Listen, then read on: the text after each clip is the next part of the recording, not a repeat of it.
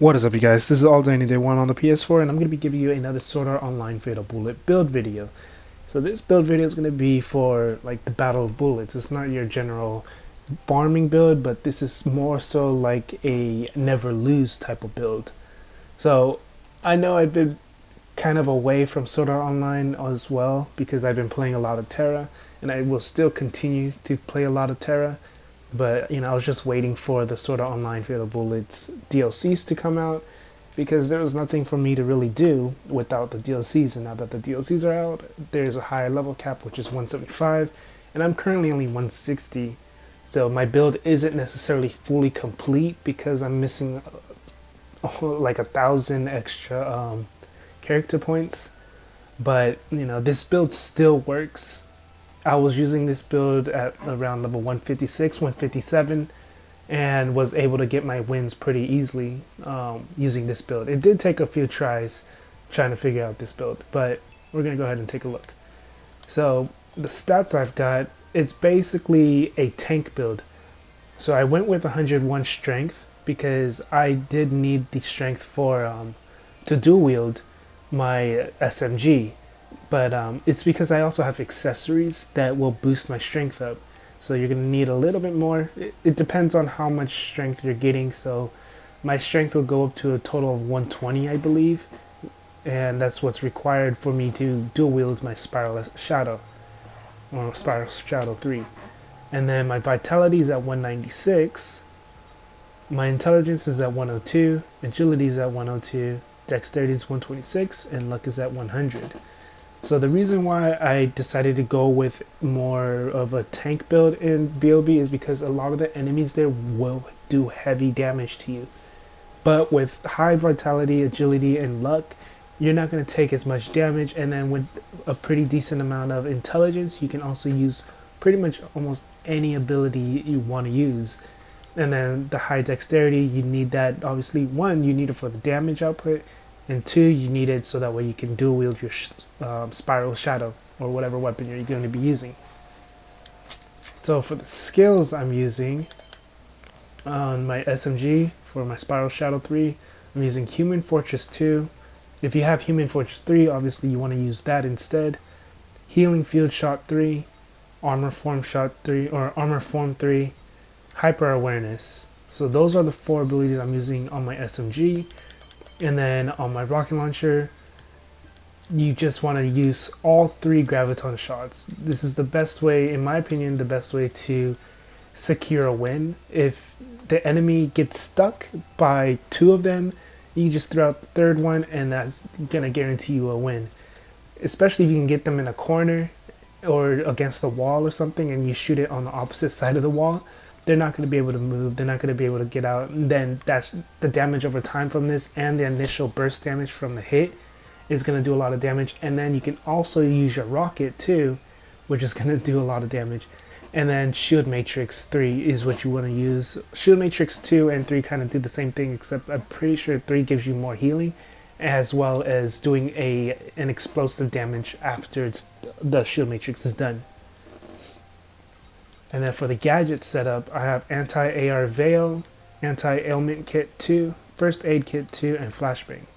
So you definitely want to have these two. You want to make sure you use these before you start any of your encounters. So as soon as you get you spawn, not start, or whatever you want to call it.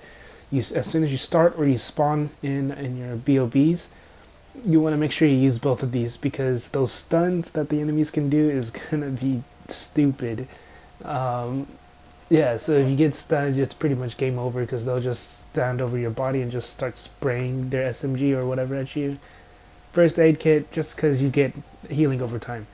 Now, the anti-AR veil is gonna be really good for those long range encounters. Like, for example, if you are on round 4 and it's just you versus Sinyon, she has a sniper and she can two-shot you with this build. Not one shot, which is nice, but two-shot you. And the best thing to do is hide near a tree and then just go to the left or the right and then just pop the anti-AR veil, so that way she can't shoot through it, but you can, and you can get ready to use your graviton shot, jump over it, and shoot it or whatever, you know. So this shield definitely helps out a lot on that round. For flashbang, you can use this or you can use whatever else. It doesn't really matter. I just put flashbang on because sometimes it works if I can actually get the hit with it. But I mean, it works nice when you can get the hit because they stop attacking. But if anything, I would probably just switch it out with maybe another first aid or anti-ailment. I don't know if they stack. I don't think they do. Or you can use the metamaterial camouflage. But the thing about metamaterial camouflage is if they already see you, or not even if they see you, they can still see whether you're in this or not. They won't detect you as fast, I guess. And now for the equipment. So let me go ahead and put these back on. If I can remember. Pretty sure, yeah. Alright. So for the weapon, I'm using Explosion plus plus. This is the same weapon I had in my previous builds, and it is only rank 7, but it's still the best rocket launcher in my opinion. I mean, I have yet to try out any of the new rockets, but this one still, for me, comes out on top. If it can get up to rank 8 though, then this would just be a monster. Like, all of these stats on this would be a lot higher. And like I said, I would just highly recommend getting Explosion. You can watch some of my previous videos to see where you can get this Explosion, the rocket launcher.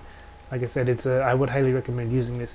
Now, you can also use the GL6 Disaster, the rocket launcher, the grenade launcher, which is a pretty good one. I would not recommend GL6 Inferno though, unless GL6 Inferno has debuff stacking on it, like 25% debuff stacking on the memory chips, then that's when I would recommend using it. Otherwise, I wouldn't use it. And then for my Spiral Shadow, I've got, oh, you know, I didn't even talk about the stats, my bad. So for the Explosion, I have damage versus mechs, which isn't needed for B.o.B. Damage, weak spot damage. For Explosion, for a rocket launcher, this isn't really that well needed because you're not going to hit weak spots on humanoids. Damage versus humanoids is going to be needed. You're going to definitely want that because you're going to be versing other NPC humans. Ammo acquired isn't going to be needed at all when you're doing this because you have unlimited ammo. But crit damage, physical damage, explosive, and weapon attack are all needed.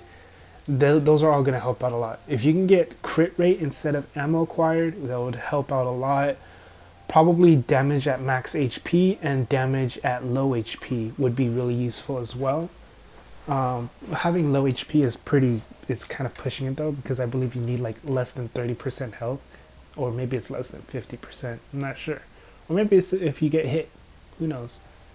But yeah, that's the stats I would go with. Now for Spiral Shadow, I have damage versus life forms, damage versus mechs, and damage versus humanoids, which is good for an overall build, and then everything else is really good. So this is a good like PvE build, not necessarily PvE PvP, because you want, for PvP builds, you just generally want damage versus humanoids because there's going to be no mechs or life forms. But the crit rate, weapon attack, physical attack, and weak spot damage are also really good because with the SMG you can hit their heads, which is their weak spot, and that will let you do more damage. And then bullet circle accuracy isn't bad either because it keeps the reticle smaller. Obviously I would rather switch it out with something else, or you know, I guess I could keep bullet circle accuracy and switch out life forms and mechs with crit damage and damage at max HP or damage at low HP. And then for my accessories, I have the memory chips that gives me 11 agility and 15 vitality and 6.12% debuff resistance. The debuff resistance is going to be good if you can get it pretty high. 6% isn't really that high at all. If you can get like a 20% debuff resistance, I mean with two different accessories, so 10% in one, 10% in the other or more, then it'll definitely help out a lot because you won't get stunned as often, you won't get burned, you won't get poisoned. Especially the stuns. The stuns you can avoid with it a little easier. It'll take a couple hits with the stuns to actually stun you.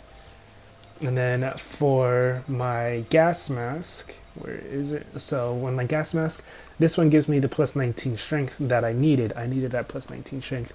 Poison damage, I mean, this just reduces how much damage I take from poison attacks, which isn't too bad, but poison doesn't really hit you too much anyways. Especially with this tank build, you're not going to get hit too hard with status ailments. The only one that you should be really worried about is the stuns. And then trade value, I don't really care at all about. It just increases your cost for stuff, I guess. Or maybe the cost of just this item. The stats I would recommend, so obviously I'm only using strength just so that way I can fill up, or fill up the stats required for my Spiral S Shadow, my SMG, to dual wield. But other than that, I would recommend Vitality, Agility, or Luck. Luck increases more of your status ailments reduction, or damage reduction, or whatever it's called. And then Agility increases your movement speed and damage reduction. And then Vitality increases your health and damage reduction. So I believe Vitality is 8 damage reduction, and then, or defense, and then what is it called? Agility is 11, and then Luck is 4. So also for B.o.B, I would highly recommend finding a memory chip on both accessories that gives damage reduction versus humans, or defense versus humans 10% or higher. And then possibly, I think there's a stun resistance. If there isn't, then definitely damage or defense versus humanoids though, and debuff resistance. Those two I would highly recommend going for.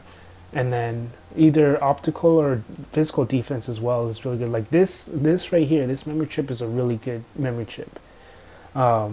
Obviously I would like to have this one on, as well as having another accessory that gives me all my stats, like strength, vitality. Strength and vitality are the main ones, and then some other stats. So that's pretty much it with this build. I'm gonna go ahead and show you guys some gameplay with B.o.B.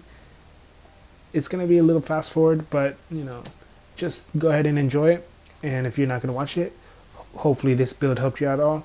If it did, go and leave a like, comment, and subscribe. If you have any questions or concerns, let me know down in the comment section. And just keep in mind, my character is only level 160, so I will also be posting an experience build or experience farming route that I was actually told by my viewers, a couple viewers about it. So I'm just gonna go ahead and make that and show you guys, so that way you guys can know it and do it a little easier as well. But yeah, so this is all Danny Day 1 on the PS4. Have a good day, good night, and enjoy the rest of the clip.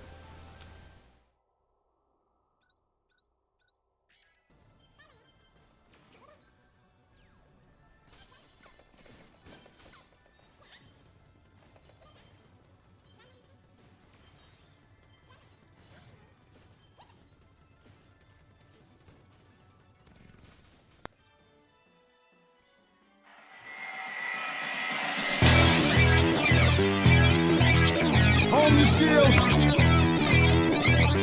Look, boy, you in the danger room. Yeah, you in the danger room.